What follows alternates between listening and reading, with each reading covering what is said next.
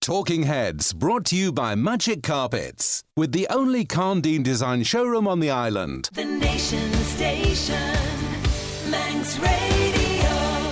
Hello and welcome to this week's Talking Heads podcast.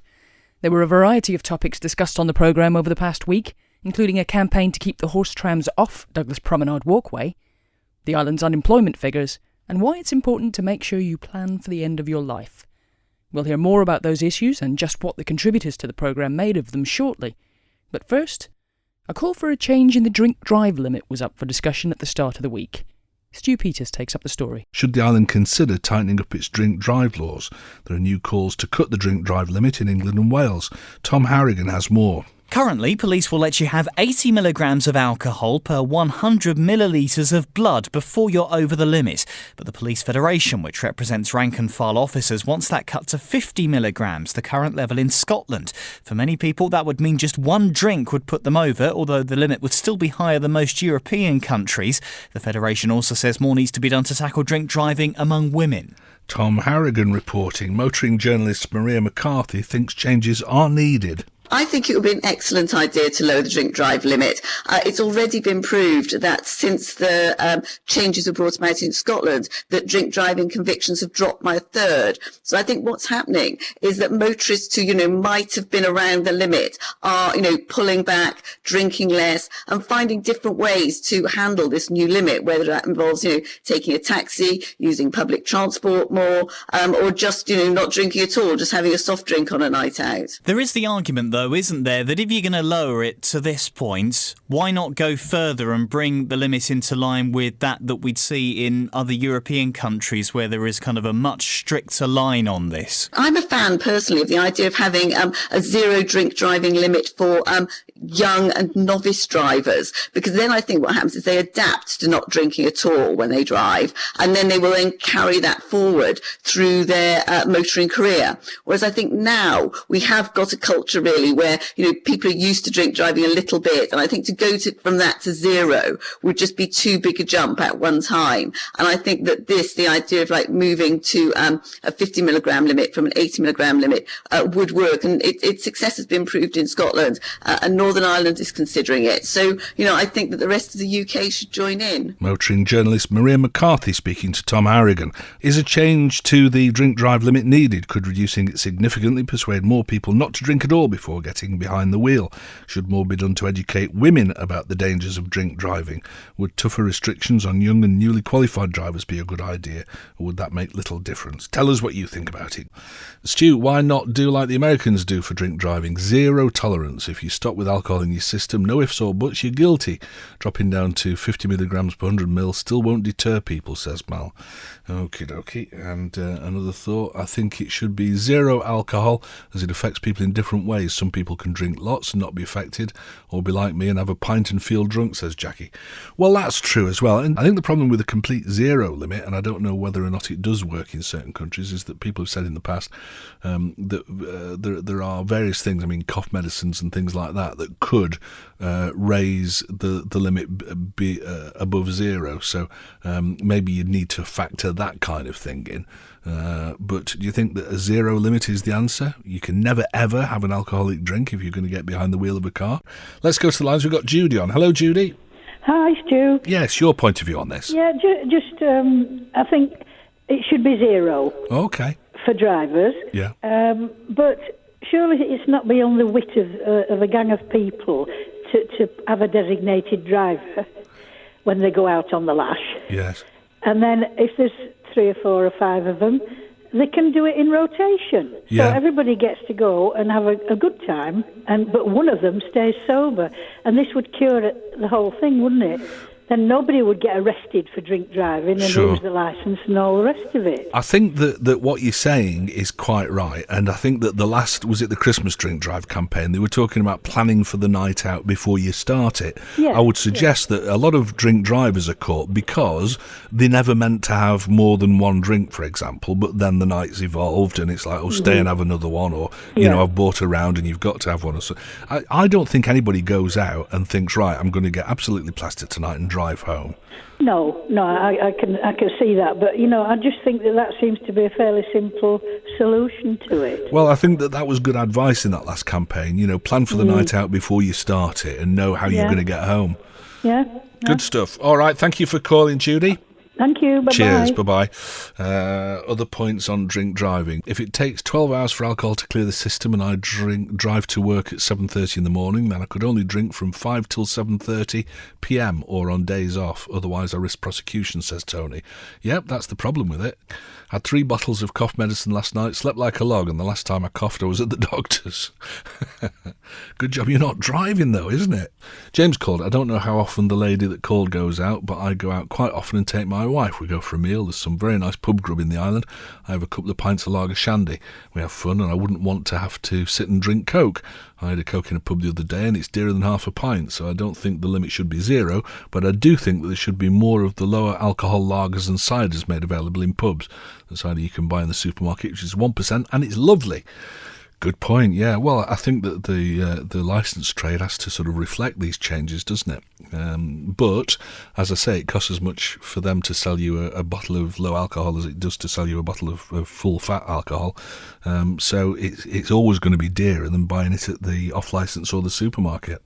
This from Mark, he says, Stu, this is the whiff of the Puritan zealots who went after the smokers. Although I've never smoked myself, it did seem like a witch hunt and a disproportionate response to a relatively low-level problem of passive smoking. The same people have now found a new section of society to bash instead. 500 years ago they went after witches, but there are none left now, so they have to persecute someone to feel better, says Mark. Yeah, I think I sympathise with that as a point of view, I think, Mark. And these are all thin ends of a very big wedge, aren't they? And once they've got rid of smokers, once they've got rid of drinkers, then it's going to be fat people, and where do they end with these things? That's the worry about it all. The Nation Station, Manx Radio.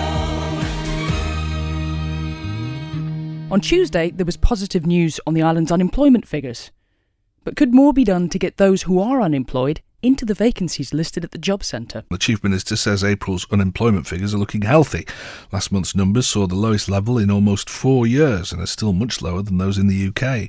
But it's not all good news, apparently. A third of the 834 who were out of work last month are under 30 years old.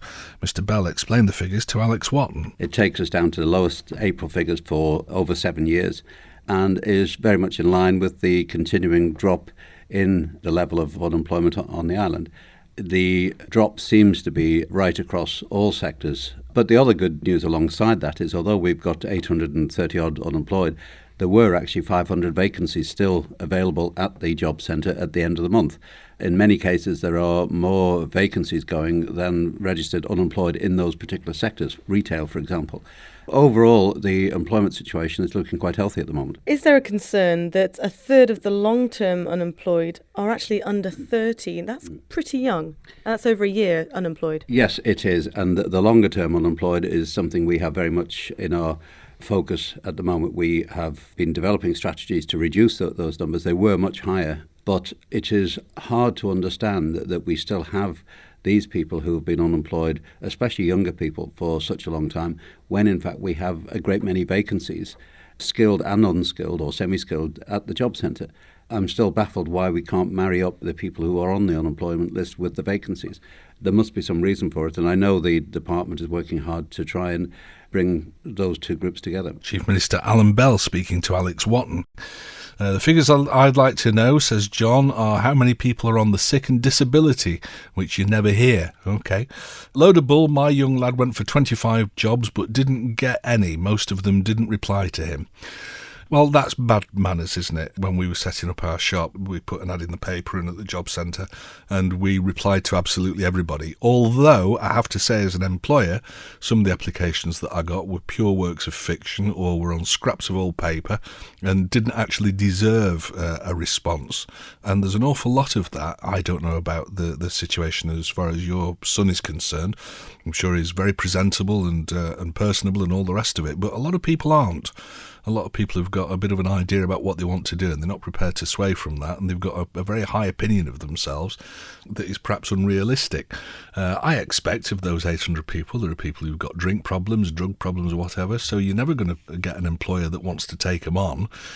What's the answer to it? Do you reduce benefits? It seems that being on benefits is an option for people. Maybe it shouldn't be an option. I think people on benefits should be able to at least use a brush and keep the streets in their area clean and clear. There's enough work out there.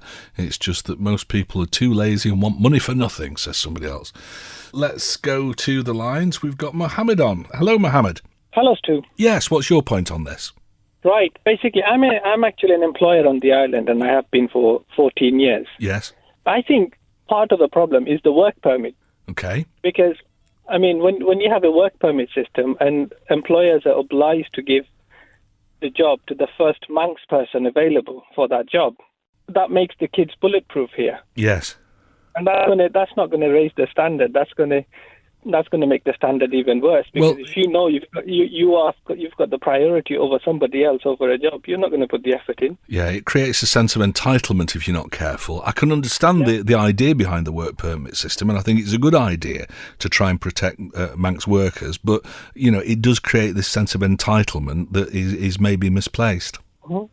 But the thing is here, I mean, I think as a person living on the island for the last 14 years, we've got it quite easy, to be honest. I think it's, if you're prepared to put the hours in, there's somebody out there who will take you on. Yeah. But you've just got to show the willingness. Yeah. And I'm struggling now. I mean, I work 7 days a week, 7 nights a week, because I can't get the staff that I want. There's some people out there, but they're not willing to work. Going back to the CVs and things that you were saying, I get one-line emails saying, hello, I'm interested in this job, and I don't reply to those emails. Right, yeah. Because if you're not even going to tell me what you're good at and what you're not and what you're looking for, I won't even reply to those emails. Well, it's a relationship, isn't it, when you apply for a job? You need to establish a relationship. And just to send a one-line email to somebody saying, giz a job, I mean, that's like Yossi Hughes on Boys I from get the it all Baxter. the time. I get it all the time. When I put a job centre advert in, I'll get 20, 25 emails. Those are one-line emails. And I know what it is. It's again back to the benefit issue. Yes. They need to prove that they've applied for a job. So they send me a one-line email, and that just makes me furious, you know? I agree. Good stuff. Nice to hear from you, Mohammed. It's I think this is the first time you've been on the programme, but thank you for calling today. Okay, thank you. Cheers, bye-bye. Regarding job numbers at the job centre, as an unemployed person, I registered with 6 agencies. One occasion, each agency registered the same job, plus the company did 2, so 7 vacancies was actually 1 job. Also, a cleaning vacancy for 4 hours a week is classed as a job. All is not as it appears, says Lynn. OK, well, I'm prepared to accept that, Lynn. James called. Quite a lot of people who are on the dole are doing work on the side, cash in hand. If that's what they choose to do, there's not a lot that you can do about it. No, I expect that you're probably right. OK, you get employment figure falls. What's the emigration rate? I.e., Mr. Bell, how many have left the island? Quoting one without the other is irrelevant, says Jamie. I work as a carer. My colleagues and myself work for just above minimum wage and are on 0 hours contracts. If we don't work, we don't get paid. I can identify with that. But you see these people who are clearly on benefits, who have all the latest gadgets and clothes. How do we pay for them? Can't afford them, and we're working. Yes. If that guy doesn't like the work permit system, let him go and work in the UK. The work permit's designed to give Manx workers some protection. It should be tightened up, not relaxed, says Steve. I can understand your point of view, Steve, but, without us all getting angry about this, let's just look at that a little bit more carefully, because, like I said to Mohammed, the trouble is that it does create this sense of entitlement where, you get 10 people applying for a job, half of them are Manx, half of them are people who need work permits, and, the people who are Manx presume that they're going to get the job just because they're Manx. Now, is that right? Because as an employer, it might be that the 5 people who need work permits are far better qualified or far more suitable one way or another for the job. So does it mean that employers have got to hire people sometimes that they really don't want there just because they're Manx and they've got this entitlement? And, I'm not trying to create a problem. I'm not trying to cause a row about it. But, it's one of those things that you need to look at. The Nation Station, Manx Radio. On Wednesday's programme, a story from across the water prompted some polarised views from our callers. A County Antrim bakery has been found guilty of discrimination after refusing to bake a cake with a pro-gay marriage slogan on religious grounds, they say. The Equality Commission successfully argued that Asher's Bakery Company had no rights to decline the order. The case has been a controversial one in the country. DUP Assembly member Pat Given gives his reaction to the ruling. Obviously there's huge disappointment at the judgment that's been found today in this case. There will be deep consternation right across the community in Northern Ireland at this finding that a Christian family that have conducted themselves with the utmost graciousness and dignity throughout this case have been found guilty of discrimination. The challenge to the politicians in Northern Ireland is to what type of society we are going to live in. Is it a society where Christians are to be subject to this type of attack on their faith? Because that's what it is regarded amongst the religious belief, that this is an attack and an assault on people's deeply held, sincere convictions. DUP Assembly member Paul Given. But the ruling was praised by those who brought the case forward. Michael Wardlow from the Northern Ireland Equality Commission and Robin Allen QC gave this reaction. I just say I very much welcome the judgment and Judge Brownlee's very detailed judgment. When you see it later, I haven't got a copy of it yet, but when you listen to it in court, it was very robust, very clear, and I think it sends out the signal confirming the law as we understood it. The second thing is it actually says to people who take part in commercial enterprises that they must act within the anti-discrimination framework. The judge did say she respected the strongly held faith of those who work for Asher's, but she said when she was applying the fair balance here that it was clear, looking at the case law, that the current anti-discrimination law provides that fair balance. I just add one thing about this suggestion that there's a hierarchy of rights. And the judge did say one thing which you would all be well advised to look at in the judgment. She made it absolutely clear, as indeed I was instructed to argue by the Equality Commission, that if there was a bakery run by a gay man that refused to ice a cake saying support opposite-sex marriage, it would be just as much unlawful as it was in this case. And that really does prove the point that there aren't a hierarchy of rights. It's just that they broke the law as she found in this case. Robin Allen QC and Michael Wardlow from the Northern Ireland Equality Commission speaking yesterday. What do you make of this ruling? Is it a victory for equality or a blow for freedom of speech and common sense? I'm not surprised that Peter's on the line. Hello, Peter. Oh, hello, Stuart. Peter Murcott here. What I'm going to say is this. Oliver Cromwell once famously said, when he was asked to pass certain laws which were going to keep people in line, he said, so you want me to pinch men's consciences, do you? And he refused to do so. Now, we remember that Oliver Cromwell was a dictator. It seems to me that the state of the law, as interpreted and as shown to be, is actually worse than if we're under a dictatorship. And I think that ought to concentrate people's minds wonderfully. Mm-hmm.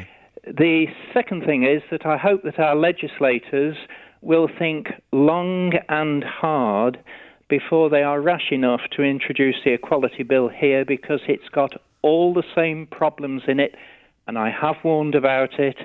I hope that they will bear in mind this particular case.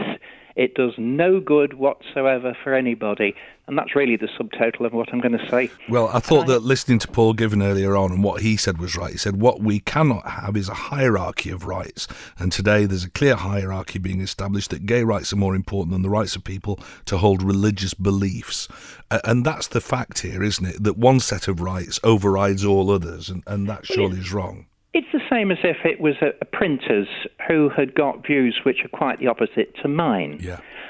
I wouldn't dream of, let's suppose they're printers, I wouldn't dream of wanting to push them to go to them to print my views, because say it was a free-thinking printers. Yes. I wouldn't go to them with my posters if I needed posters printing, which were going to put things. I mean, it may well be they'd be quite happy to print it, but I wouldn't be pushing that, because I know full well that they've got. I respect other people, their views. Yes, absolutely. I have never tried, because I know it's unbiblical anyway, to try and indoctrinate, push people, force people to to have a faith because it's wrong-headed and it's illogical, it's unbiblical, and I wouldn't go along to get people to print something I wouldn't go to a Muslim, for example, I wouldn't go to a Muslim printers and ask them to print Christian literature, yeah. I wouldn't, because I know full well that, you see, they do not recognise Jesus as God's son. I believe the Quran says God does not have a son. I wouldn't ask them to print a poster saying, neither is there salvation in any other, for there's no other name that under heaven given among men whereby we must be saved, with relation to Jesus Christ. Because it would be provocative, wouldn't it, to go into a Muslim printer's? Yeah. And I know full well that would not achieve me pushing that and pushing it to court, which I could do under the present law. Is that going to achieve social cohesion and social harmony and respect and good relations? And the answer is it's going to have the opposite effect. Absolutely, Therefore, the I'd opposite leave well alone. Brilliant. That's where I'm coming from on this one. Peter, we often disagree on the radio when you phone in. Today, I'm in complete agreement with you. Thank you very much for calling. I'll make a diary entry on that. Thank you very much indeed. We're talking about this ruling in Northern Ireland against the cake shop that wouldn't bake a cake and write a pro-gay marriage slogan on it in icing. What do we think about that? Let's go to the lines. We've got Tommy on. Hello, Tom. Listen, those people went to that shop in all good faith to order their cake. There's talk about them, why didn't they get an icing set and all numbers and stuff like that? But they wanted a professionally made cake to celebrate their marriage, Stu. And look, you know my stance on this, Stu. Gays are of this planet, Stu. I've got friends who are gay, and they're some of my best friends, Stu. I consider them as good friends. But to castigate them like this and ostracise them is absolutely appalling, yes, Stuart. Well, I've also got lots of gay friends, Tommy, so I don't have a problem with people who are gay at all. However, I think in this particular case, if I went somewhere and went into a cake shop and I said, I want you to put this on the cake, and they said, no, because of our religious or other beliefs or whatever, we can't put that on, I'd just say, all right, fine, I'd go to another shop. I wouldn't want to take them to court. We've got to respect other people's views and beliefs, surely. But in this modern society, Stu, we shouldn't. Copernicus, when in the 1540s, he discovered that we weren't the centre of the universe, and we've come a long way. We've come 500 years since then, Stu. I mean, surely people are still not brainwashed into belief. I mean, we've got intelligent people that believe it, Stu. And but remember, Tommy, that the people who own the cake shop weren't trying to impose their religious beliefs on anybody. They were saying that their religious beliefs precluded them from doing what they were asked to do. And my thought was always that a business could always refuse a job, that you didn't have to take a job on. You could always refuse it. If you go to a taxi, as far as I know, he's got a right to turn you away if he doesn't want, if he doesn't like the look of you or whatever. Of course, Stu, they're drunk or offensive, but these people weren't, Stu. They had no reason to turn the business away. Because their religion doesn't agree with the message that they wanted to put on the cake. We haven't evolved one single iota, Stu, when it comes to that, then, have we, mate? All right, Tommy, good. Well, Tommy and I usually agree, and I think that we're going to have to agree to disagree today. Let's see if I can get any comments in. From Maggie and Ramsey, I think the ruling against the bakery is appalling. I can think of at least one other religion which would be allowed to refuse anything which was against their beliefs. Do these young men realise that they're probably putting these people out of business? I don't know, actually. It could work the other way. They could get the big sympathy vote, couldn't they? Surely they could just have found somewhere else to make the cake. Actually, it seems they did. Was it really necessary to take these people to court? I don't think they've done their cause any favours.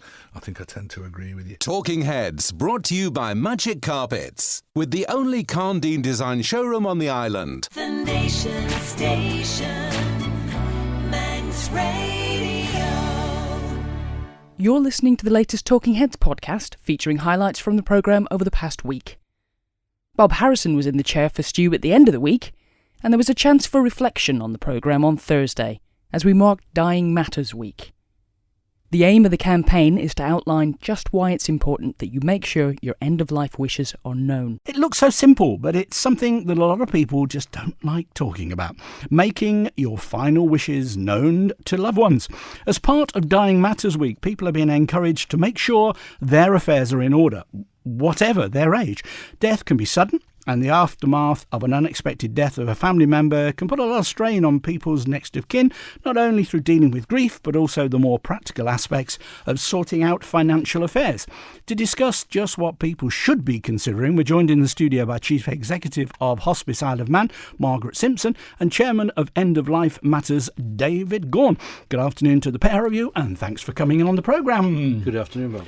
Good afternoon. What's the first question generally you get asked, Margaret? It's really interesting because we live in a death-denying society.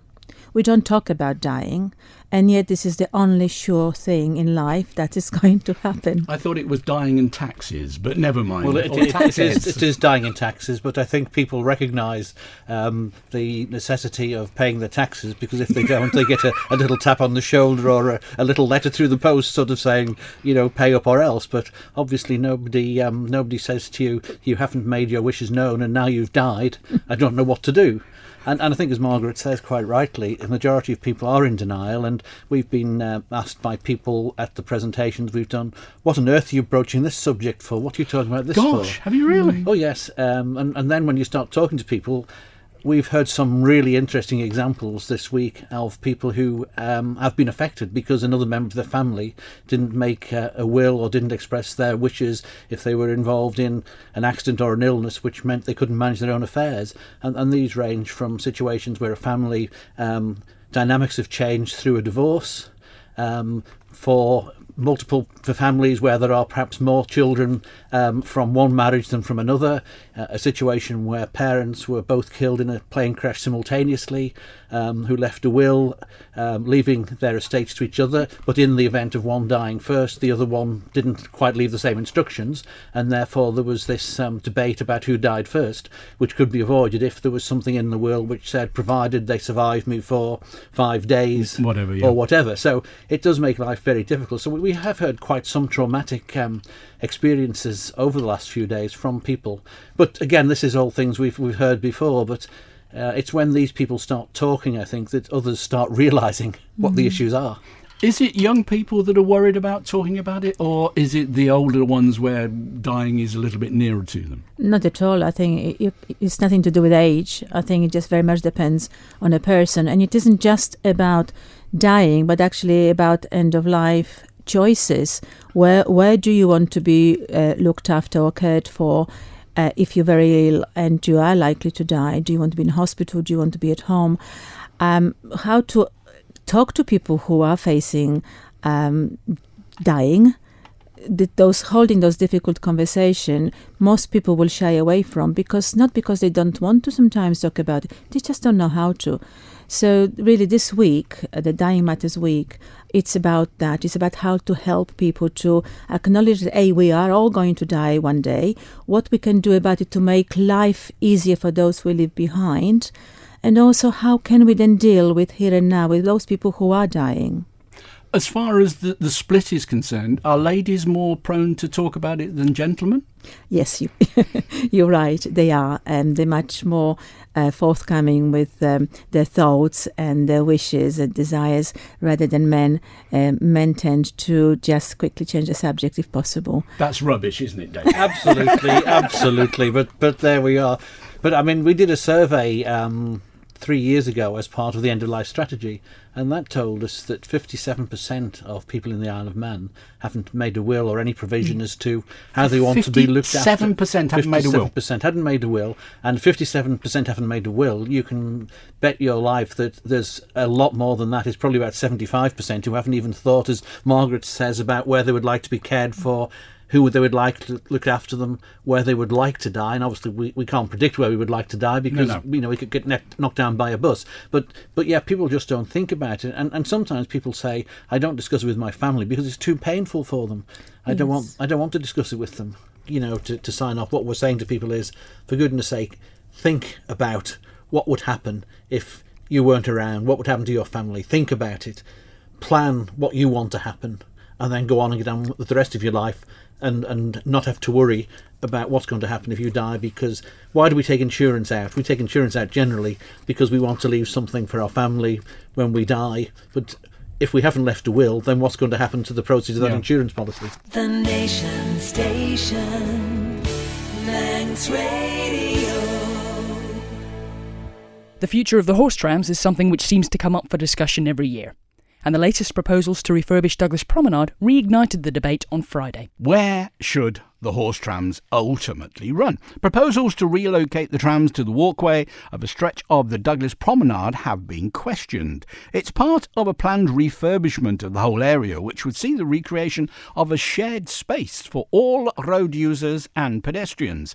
But a campaign group opposing plans to move the horse tram tracks onto the walkway of Douglas Promenade has gained more than 1,000 members in its first week. Keep cars and the horse trams off the walkway is also strongly opposed, as its name says, to government proposals to use the area as a car park. Tim Knott from the campaign group says the public doesn't want the trams on the walkway. By having the horse tram on the promenade, you're reducing the space available.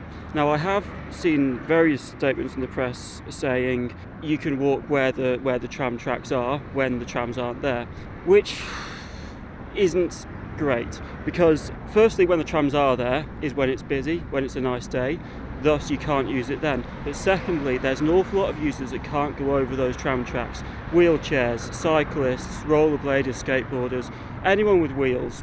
Even when the tram track is there and you move to the side, in fact where we're standing now is perfect.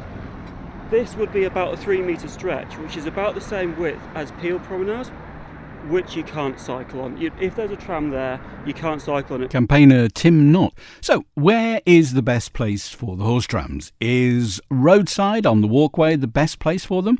Or would you prefer to see them kept where they are? Or have you got any additional thoughts? What a crazy idea. The horse trams are fine in their current location, and it'll be a nightmare with trams on the walkway. That's regards from Neil. And go straight to the phones, and we say a good morning, Lewis, and a good afternoon to Jackie. Hiya. What's your opinion then? Right, well, I'm not 100% sure about putting the trams on the promenade for the safety reasons that other people say as well. Hang on, is that the promenade walkway you're talking about? The walkway, yes. Yeah, okay. Definitely. And after hearing you talking what you were going to be talking about, which is the promenade area, I looked up in the dictionary. Can I just read it out to you? Please do. Promenade, a walk for pleasure, show, or exercises. A wide street or pavement, an esplanade, to walk for amusement, show, and exercises.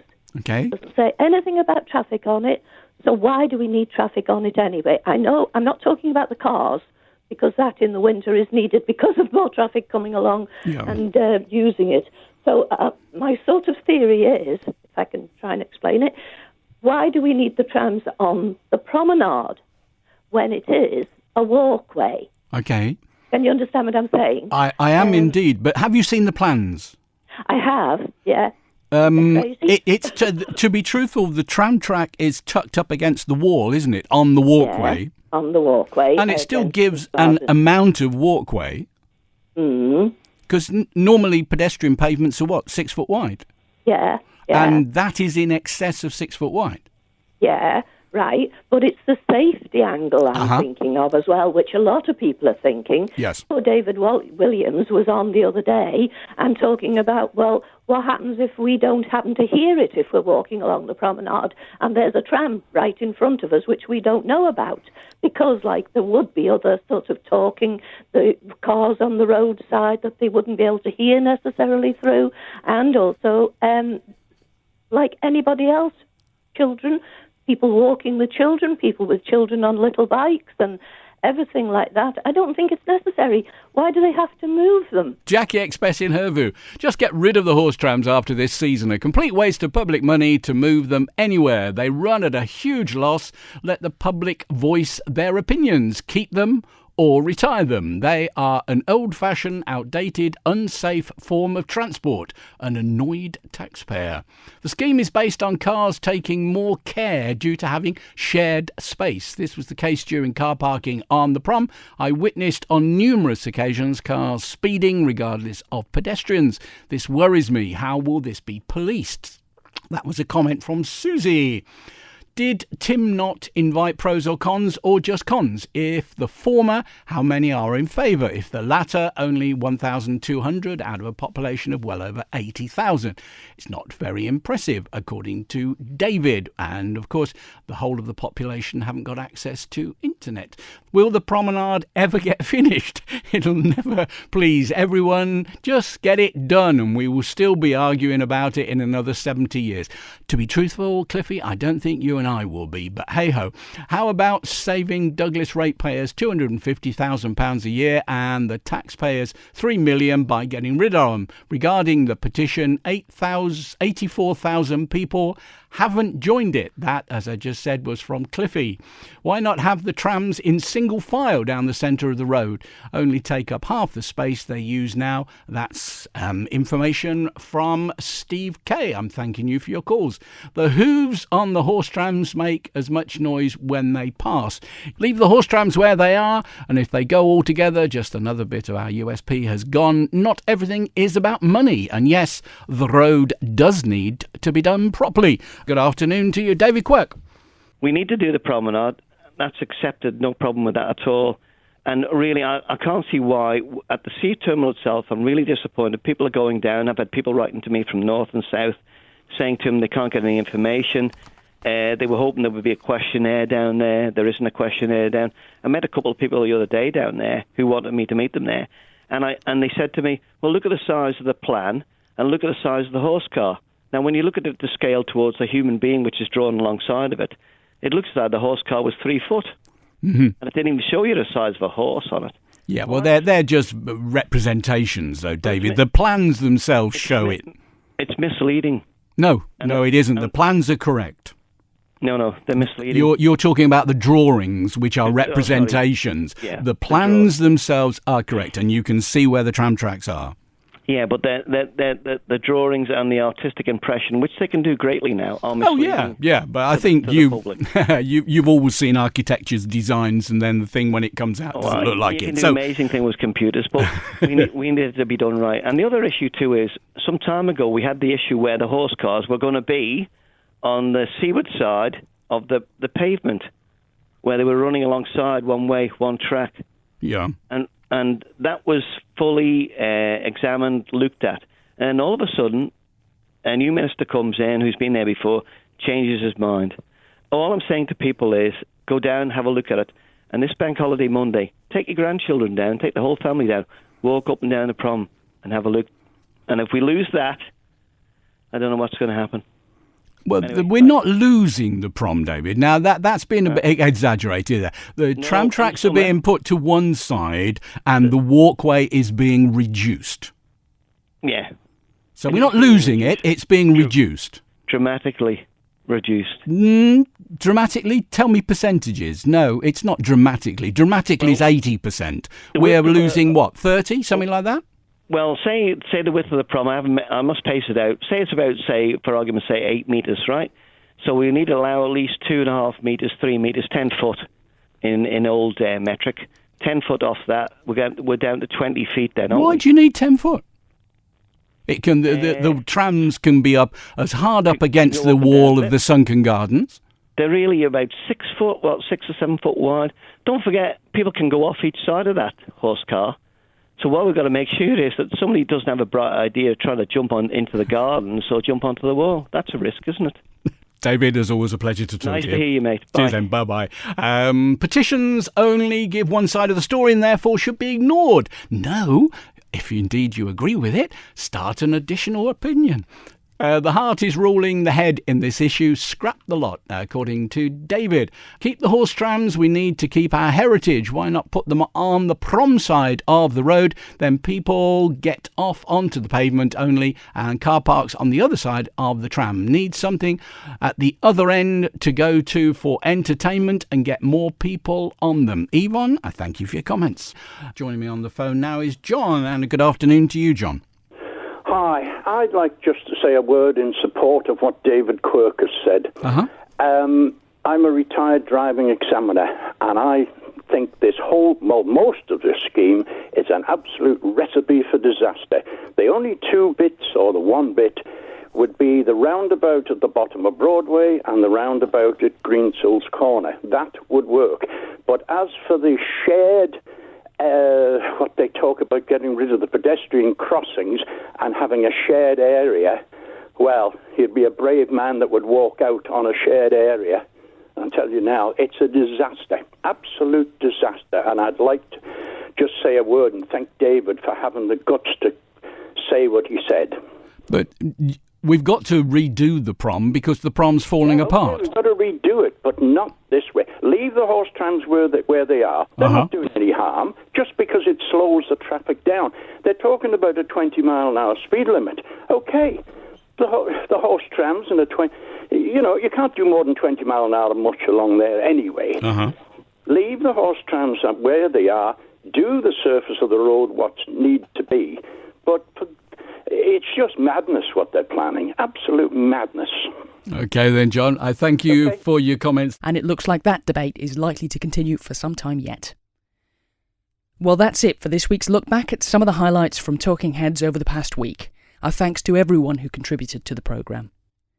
If you'd like to hear more, tune in on weekdays between midday and 2 p.m, or you can access the full programmes in the on-demand section of the New Look manxradio.com. You can keep up to date with what's up for discussion on Talking Heads each day on the website too, or on the Facebook page, that's Talking Heads with Stu Peters, or by following Stu Manx on Twitter. And if you'd like to get involved in the discussion yourself, you can call, text or email us on weekdays between midday and 2 p.m. If you want to have your say but can't tune in at those times, the best place to join the debate is on the Talking Heads Facebook page. Just find the relevant topic and add your comments. But remember, the usual rules of the programme apply, so keep what you say within reason. But that's it for this week, so until next week, goodbye. Talking Heads, brought to you by Magic Carpets, with the only Carndine design showroom on the island.